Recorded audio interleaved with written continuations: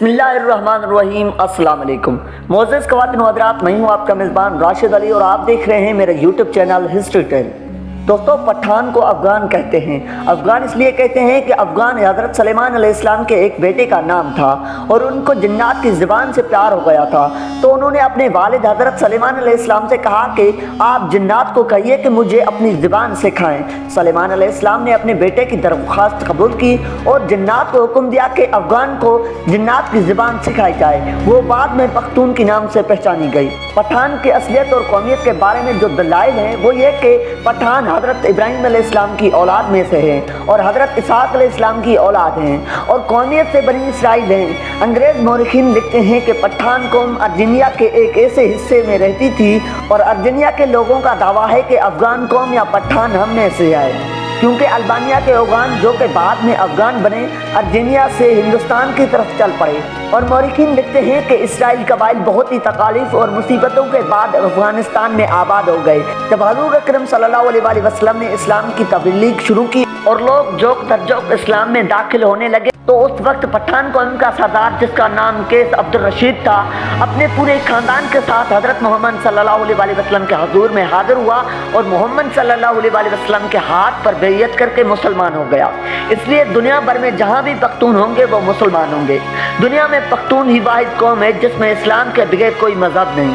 اگر پختون سے پوچھا جائے کہ آپ پہلے مسلمان ہیں یا پختون، تو جواب ہوگا کہ میں 5000 سال پہلے پختون ہوں اور 1400 سال پہلے مسلمان ہوں۔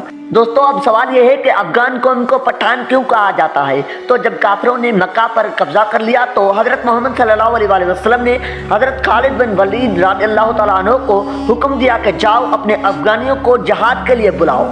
خالد بن ولید رضی اللہ تعالیٰ عنہ افغانستان چلے گئے اور افغان سردار کیس عبدالرشید کو حضور کریم صلی اللہ علیہ وآلہ وسلم کا پیغام ارسال کیا۔ کیس عبدالرشید کی قیادت میں لشکر مکہ مکرمہ کی طرف روانہ ہوئے۔ شام کو صحابہ کرام نے حضور کریم صلی اللہ علیہ وآلہ وسلم کو خوشخبری سنائی کہ افغانی لشکر نے آتے ہی کافروں کا قتل عام شروع کر دیا اور تمام کافروں کا خاتمہ کر دیا اور مکہ مکرمہ کو افغانیوں نے فتح کر لیا۔ تو اسی لمحے حضرت محمد صلی اللہ علیہ وآلہ وسلم کی زبان پر یہ الفاظ آئے، بطان۔ خواتین و حضرات، بطان لفظ عربی زبان کا ہے، یعنی سخت ترین لکڑی جو سمندری جہازوں میں لگائی جاتی ہے، جسے سمندری پانی بھی کمزور نہیں کر سکتا۔ یہ لفظ جب برے صغیر پہنچا تو بطان سے پٹھان ہو گیا۔ اور اگر ان کی تاریخ کا تکابری جائزہ لیا جائے تو فارسی میں پشتون، مقامی زبان میں پختون اور اردو میں پٹھان، یہ قوم دنیا بھر میں پھیلی ہوئی ہے، ایک غیرت مند قوم کے طور پر گردانی جاتی ہے، جن میں افغانستان، پاکستان اور بھارت اول نمبر پر ہیں۔ دنیا میں پشتون اپنی وفا اور غیرت کے نام سے جانے جاتے ہیں۔ لفظ پشتون کا مطلب ہوتا ہے غیرت و وفا والا اور اپنی عزت اور دین پر مر مٹنے والا۔ پشتونوں نے قیام پاکستان میں بھی بھرپور حصہ لیا۔ بعض مورخین کے مطابق پٹھان آرائی یا یونانی نسل سے ہیں اور بعض کے نزدیک کے کیس عبدالرشید کی اولاد ہے، جبکہ تیسرے نظریے کے مطابق ان کا تعلق بنی اسرائیل کے گنگشتہ قبائل سے ہے۔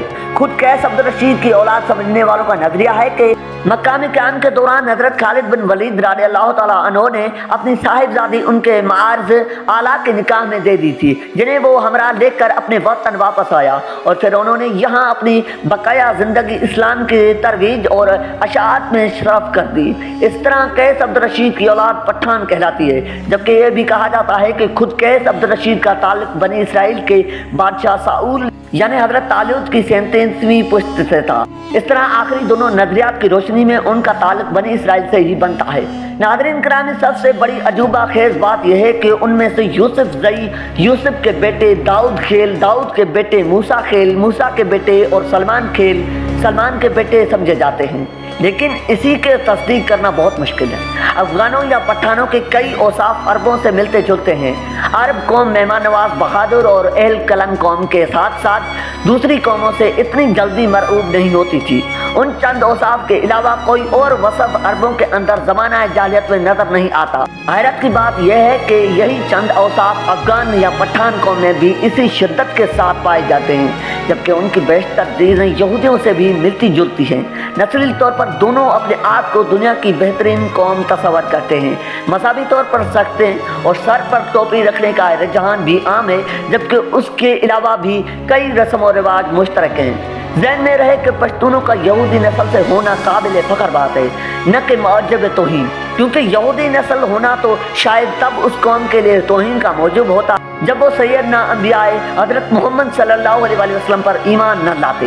ये तो उनकी गैरत की बुलंदी और ईमान की अजमत का निशाना है कि यहूदी नस्ल से होते हुए भी नबी आखिर ज़मान हज़रत मोहम्मद सल्लल्लाहु अलैहि वसल्लम पर ईमान ले आए, क्योंकि ये वही आखिरी नबी हैं जिनके औसाफ तौरात और इंजील में मज़कूर है और जिनकी वजह से ही अहले किताब आप सल्लल्लाहु अलैहि वसल्लम के एक निजात दहिंदा के तौर पर भी मुंतज़िर थे। लेकिन बाद में उन्होंने महज उसी जलन और हसद की वजह से हज़रत मोहम्मद सल्लल्लाहु अलैहि वसल्लम की नबूवत का इनकार किया कि उनका ताल्लुक बनी इसराइल से नहीं था। बनी इसराइल की तरफ से आप सल्लल्लाहु अलैहि वसल्लम की नबूवत का ये इनकार दलाइल पर नहीं बल्कि नस्ली मुनाफरत और हसद व अनाद पर मबनी था। तो पश्तूनों के लिए काबिल फ़ख्र बात है कि ये लोग हज़रत मूसा अलैहिस्सलाम के हवारी भी हैं और आखिरी नबी हज़रत मोहम्मद सल्लल्लाहु अलैहि वसल्लम के सिपाही भी।